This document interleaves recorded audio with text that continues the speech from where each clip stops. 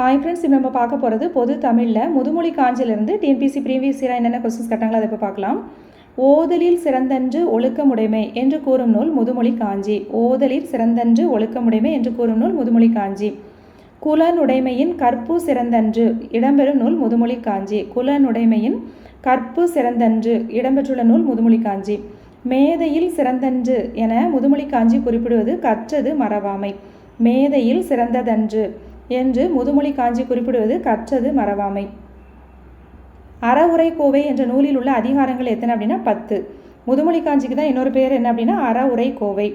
அறவுரை கோவை அப்படிங்கிற நூலில் இருக்கக்கூடிய அதிகாரங்கள் எத்தனை? 10 அதிகாரங்கள். ஒரு பொறுத்துக.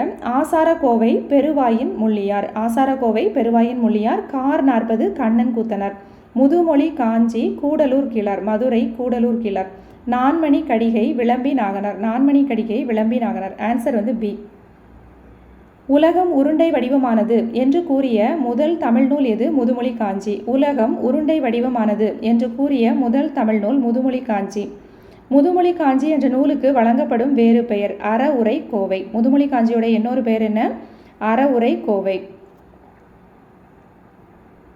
ஒரு பொறுத்துக. ஓதலில் சிறந்தன்று. ஓதலில் சிறந்தன்று ஒழுக்கமுடைமை. ஓதலை விட சிறந்தது எதுனா ஒழுக்கம்.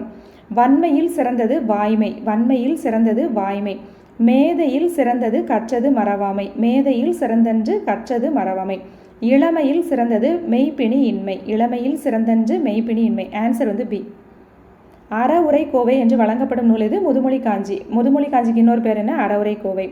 ஆர்களி உலகத்து மக்கட்கெல்லாம் ஓதலில் சிறந்தன்று ஒழுக்கமுடைமை. இந்த அடிகள் இடம்பெற்றுள்ள நூல் அறவுரை கோவை. ஆர்களி உலகத்து மக்கட்கெல்லாம் ஓதலில் சிறந்தன்று ஒழுக்கமுடைமை. இந்த அடிகள் இடம்பெறும் நூல் அறவுரை கோவை. பொறுத்துக. களவழி 40. களவழி 40 அப்படிங்கிறது என்னன்னா ஒரு புறப்பொருள். புறப்பொருள் பற்றியது. களவழி 40 புறப்பொருள். முதுமொழி காஞ்சி எதை பற்றி சொல்லுது அப்படின்னா நிலையாமை பற்றி சொல்லுது. நாலடியார். நாலடியார்ங்கிறது வேளாண் வேதம். இன்னொரு பேர் வேளாண் வேதம். ஏலாதியில் 6 மருந்து பொருட்கள் பற்றி சொல்லப்பட்டிருக்குது. ஏலாதியில் 6 மருந்து பொருட்கள். Answer D. முதுமொழி காஞ்சி பாட்டு பார்க்கலாம். சிறந்த 10கள் அப்படின்னு சொல்லி கொடுத்துருப்பாங்க. சிறந்ததென்று கூறப்படும் பொருள் 10 பொருட்களை தன்னகத்தை கொண்டிருப்பது தான் இந்த சிறந்த 10. ஆர்களி உலகத்து மக்கட்கெல்லாம் ஓதலில் சிறந்தன்று ஒழுக்கம் உடைமை. காதலில் சிறந்தன்று கண்ணஞ்சப்படுதல்.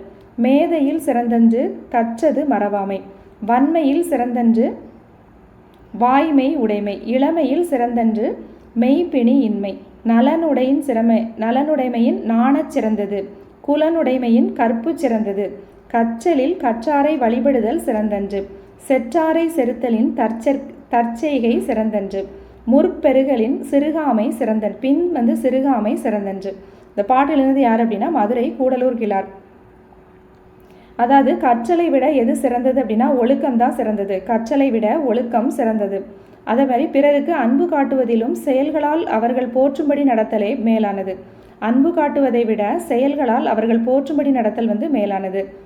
அதே மாதிரி அறிவு நுட்பத்திலும் கற்ற பொருளை மறவாமை மேன்மையானது. நமக்கு இருக்க அறிவை விட நம்ம என்ன கற்றோமோ அதை மறக்காமல் இருக்குது மேன்மையானது. வளமான வாழ்க்கையை காட்டிலும் வாய்மை உடையவராக வாழ்வது உயர்ந்தது. வளமான வாழ்க்கையை விட வன்மையில் வாய்மை சிறந்தது. வளமான வாழ்க்கையை விட என்னது? வாய்மையாக இருக்கிறது சிறந்தது. இளமையை காட்டிலும் நோயற்ற வாழ்வே சிறந்தது. இளமையாக இருக்கிறத விட நோயற்ற வாழ்வு தான் சிறந்தது. அழகுடையவராக இருக்கிறதை காட்டிலும் நாணமுடையவராக இருப்பது மேலானது. குலப்பெருமையை விட ஒழுக்கம்தான் சிறந்தது. குலப்பெருமையை விட ஒழுக்கம்தான் சிறந்தது.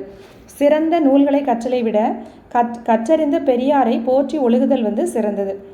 பகைவரை தண்டிப்பதை விட அவருக்கு நன்மை செய்தல் சிறந்தது. பகைவரை தண்டிப்பதை விட அவருக்கு நன்மை செய்தல் சிறந்தது. முற்காலத்து பெரிய செல்வத்தை பின்னர் குறைவுபடாமல் காத்தல் சிறந்தது. அதான் முற்பெருகலின் பின் சிறுகாமை நன்றுன்னு சொல்லியிருப்பாங்க. பகைவரை தண்டிப்பதை விட அவருக்கு நன்மை செய்தல் என்னன்னா செற்றாரை செறுத்தலில் தற்செய்கை சிறந்ததென்றுன்னு கொடுத்துருப்பாங்க.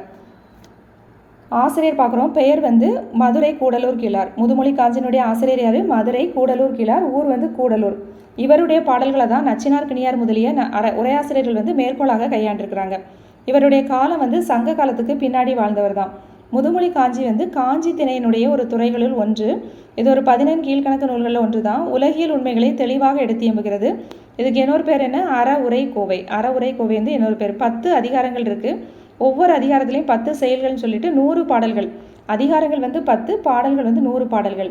முதுமொழி காஞ்சி கற்றோரின் குறைகளை நீக்கி அறம்பொருள் இன்பங்களை அடைவதற்கான வழிமுறைகளை என்ன பண்ணுது, அறிவுரைகளாக வந்து இது கூறுது இந்த முதுமொழி காஞ்சி. ஒவ்வொரு பத்தியின் முதலடி இது எப்படி ஸ்டார்ட் ஆகும் அப்படின்னா, ஆறுகளி உலகத்து அப்படின்ட்டு ஸ்டார்ட் ஆகும். ஆறுகளி உலகத்து மக்கட்கெல்லாம் அப்படின்ட்டு ஸ்டார்ட் ஆகும். இதில் முக்கியமாக சொல்லியிருக்கப்பட்டது பார்த்தோன்னா நிலையாமை பற்றி வந்து சொல்லியிருப்பாங்க. நிலையாமை பற்றி இந்த பாட்டில் சொல்லியிருக்காங்க. இது என்ன துறைனா காஞ்சி திணையினுடைய துறைகளில் ஒன்று. இது வந்து காஞ்சி திணையினுடைய துறைகளில் ஒன்று. ஆறுகளி அப்படின்னா என்ன மீனிங்னா ஓசை உடைய கடல் அப்படின்னு அர்த்தம். ஓசை நிறைந்த ஓசையுடைய கடல் ஆறுகளி அப்படின்னா.